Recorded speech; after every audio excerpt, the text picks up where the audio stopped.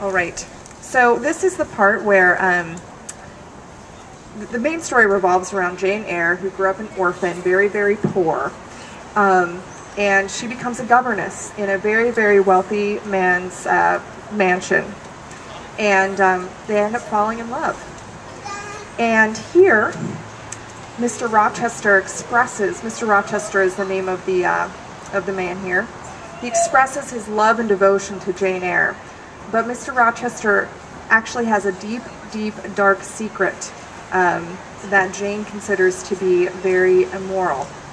And so I will read the part where Mr. Rochester expresses his love, and Jane has some thinking to do. And I would probably end up reading with a faux English accent, because it's really inevitable that you read these books and try to enunciate without slipping into some ridiculous accent. So, excuse me. All right. Starts with Mr. Rochester. I should have asked you to accept my pledge of fidelity and to give me yours. Jane, give it to me now. A pause. Why are you silent, Jane? I was experiencing an ordeal. A hand of fiery iron grasped my vitals. Terrible moment, full of struggle, blackness, burning. Not a human being that ever lived could wish to be loved better than I was loved. And him who thus loved me, I absolutely worshipped. And I must renounce love and idol? One drear word comprised my intolerable duty. Depart. Jane, you understand what I want of you? Just this promise. I will be yours, Mr. Rochester. Mr. Rochester, I will not be yours. Another long silence. Jane, recommenced he, with a gentleness that broke me down with grief and turned me stone cold with ominous terror, for this still voice was the pant of a lion rising. Jane, do you mean to go one way in this world and to let me go another? I do. Jane, bending towards and embracing me, do you mean it now? I do. And now? Softly kissing my forehead and cheek. I do, extricating myself from restraint rapidly and completely.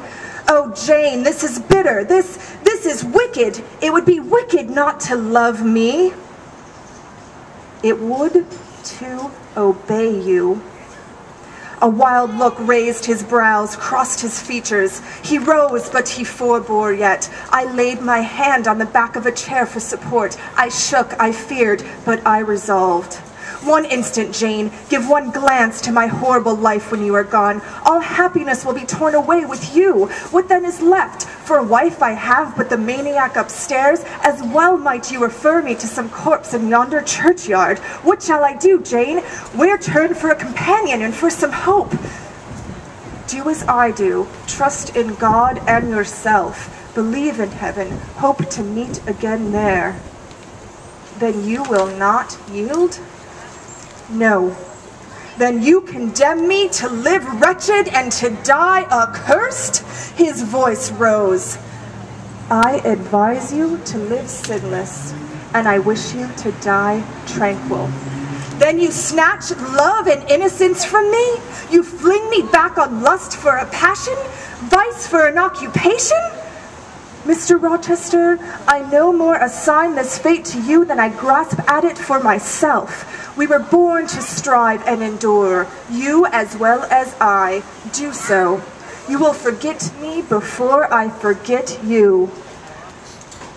You make me a liar by such language. You sully my honor. I declared I could not change. You tell me to my face I shall change soon. And what a distortion in your judgment, what a perversity in your ideas is proved by your conduct. Is it better to drive a fellow creature to despair than to transgress a mere human law?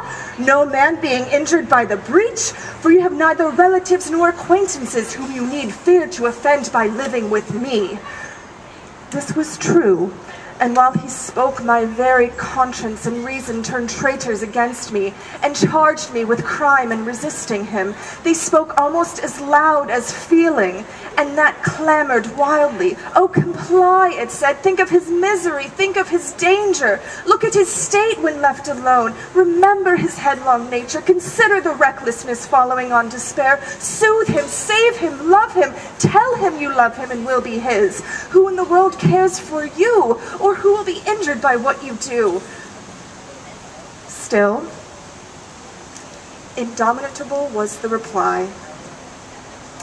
I care for myself. The more solitary, the more friendless, the more unsustained I am, the more I will respect myself. I will keep the law given by God, sanctioned by man. I will hold to the principles received by me when I was sane and not mad as I am now. Laws and principles are not for the times when there is no temptation. They are for such moments as this, when body and soul rise in mutiny against their rigor. Stringent are they, inviolate they shall be. If at my individual convenience I might break them, what would be their worth? They have a worth, so I've always believed. And if I cannot believe now, it is because I am insane, quite insane, with my veins running fire and my heart beating faster than I can count its throbs. Preconceived opinions, foregone determinations are all I have at this hour to stand by. And there I plant my foot. I did.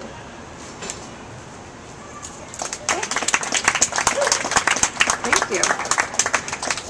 And you so much. Thank you. And as you can see, I am wearing our Yes to the Referendum library pins, and I don't have to tell you here. I'm reading to the choir, but our southern neighborhoods are really in need of your support. So I appreciate everyone being here today.